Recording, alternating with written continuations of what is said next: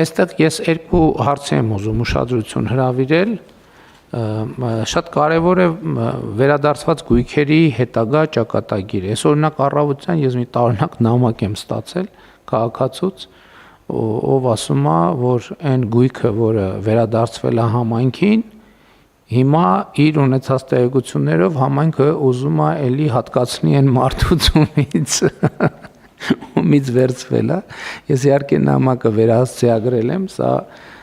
պետքա մենք մեխանիզմներ ունենանք, որ բացառենք, թե չէ ինչքան ենք անընդհատ իրանք տալու են, մենք հետ ենք բերելու, իրանք տալու են, մենք հետ ենք բերելու, սենց չի լինի։ Երկրորդը, քանի որ գույքի ծավալները մեծանում է, պարոն Խաչատրյան, ես կարծում եմ, որ մենք մի պլատֆորմ պետք է ունենանք, որը ամբողջը գույքերը կառավարենք այդ տրամաբանությամբ։ Որովհետև եթե հիմա այգին արդեն դե յուրե վերադարձվել է, շատ կարևոր է, որ շատ արագ այնտեղ բարեկարգման աշխատանքներ տեղի ունենան, որովհետև մենակ այն չլինի, որ փաստացի վերադարձա, սկզբունքային հարց է, դա բոլոր առաջնահերթությունների առաջնահերթություն պետք է դառնա հանրային տարածքների։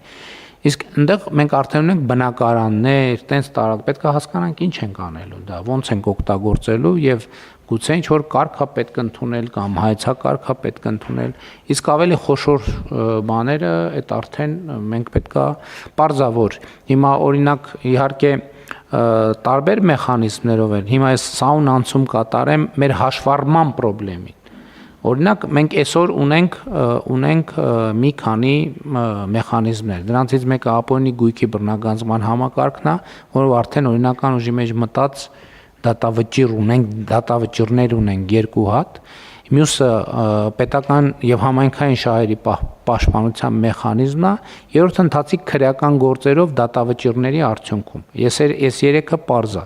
բայց մենք ունենք նաև այլ մեխանիզմներ, որոնցով մասնավորապես լինում է, որ բանակցելով, ասենք այգիների դեպքում հատկապես վերադարձվում է համայնքին։ Դա ոչ միտեղ չի հաշվառվում։ Այստեղ մի հատ հաշվառման հարցն էլ պետք է հասկանանք, որովհետև այգիներ կա, որ տենց բանակցելով վերադարձվել են, այնտեղ այգիներում ներդրումներ արվել են, բայց մեր ոչ մի հաշվետվության, ոչ մի հաշվառման մեջ չի երևում։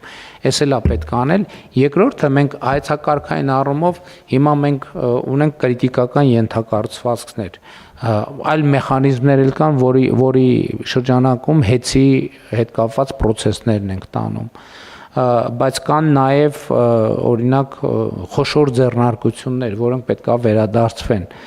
բայց մտածելով այդ խոշոր ձեռնարկություն հետի պարագայում մենք հայեցակարգային մակարդակում կողմնորոշվել ենք, դա լինելու է պետական սեփականություն, որը հանձնվելու է հավատարմագրված կառավարման, այս պարզ է, բայց արտադրական ձեռնարկություններ, որոնք կլինեն, ես չեմ կարծում, որ մենք դա պետքա պահենք կառավարման ներքո, որտեղ խնդիր կլինի, դա պետքա մենք թափանցիկ մրցույթներով մասնավորեցնենք անպայման։ Իհարկե կառավարության որոշակի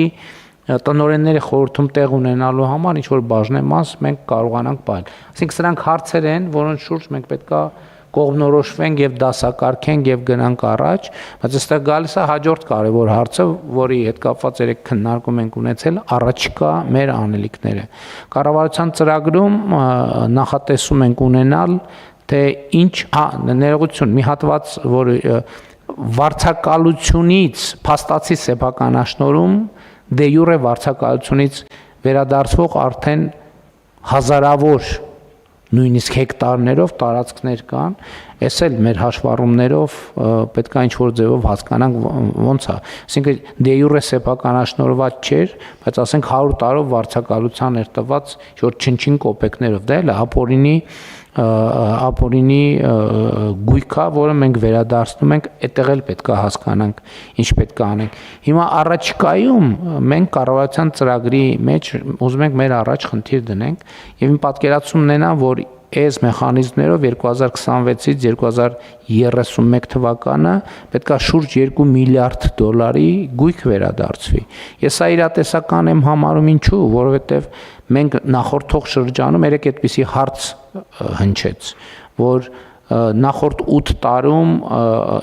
ինչքան ենք վերադարձրել, հաջորդ 8 տարում ինչքան ենք վերադարձրել։ Ես այդտեղ հարցին չեմ վերաբերվում զուտ դե յուրե, ես հարցին վերաբերվում եմ դե ֆակտո, որովհետև հիմա մեր վերադարձած գույքերի մեջ օրինակ չկային, որ մենք հիմա Զանգեզուրի պղնձամոլիբդենային կոմբինատում փայաբաժին ունենք եւ այլն եւ այդպես շարունակ։ բայց նաև ուրիշ խնդիր կա, որ ըստ էության ապօրինի գույքի բռնագանձման համակարգի առաջին վճիռա թե դատավճիռա թե դատավճիռ թե վճիռ։ Վճիռ բան վարչ։ Վճիռ, առաջին վճիռը օրինական ուժի մեջ մտել է 2026 թվականին թե 25-ի վերջում։ Մենք երկու վճիռ ունենք օրինական ուժի մեջ մտած, պարոն վարչապետ, 2025 եւ 2026 թվականներին։ Այսինքն առաջինը 25-ին է մտել, այսինքն այդ համակարգը լիարժեք նոր սկսել է գործել, որովհետև գիտեք, այդ ընթացքում սահմանադրական դատանի որոշում եղավ, որոշակի փոփոխություններ եղան, այսինքն դա նորմալ է, որ հիմա իրականում նոր սկսելու է լիարժեք այդ համակարգը գործել, եւ մենք խնդիրը Տիկին Վարդապետյան ձևակերպում ենք հետեւյալ կերպ։ Իհարկե դա միայն դատախազության մասով չի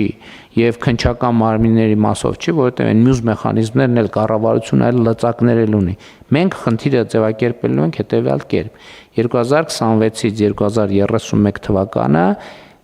2 միլիարդ դոլարի ապօրինի օտարված գույք պետքա վերադարձվի Հայաստանի Հանրապետությանը կամ համայնքներին։ Սա շատ իրատեսական խնդիր է, առավել եւս այն process-ները, որ մենք ընտրություններից հետո տեսնում ենք եւ նաեւ հանրության շատ հստակ պահանջ կա ձևակերպված, ես ուզում եմ նաեւ հանրության շնորհակալություն հայտնել այդ համբերատարության համար, չնայած այդ ձգձգումները մեզ նույնքան են նյարդայնացրել, ինչքան հանրությանը, բայց այնուամենայնիվ մեխանիզմները գործարկված են։ 26-ից 31 թիվը 2 միլիարդ դոլարի գույք պետք է վերադարձվի պետությանը եւ համայնքներին այս բոլոր մեխանիզմների գործարկմամբ։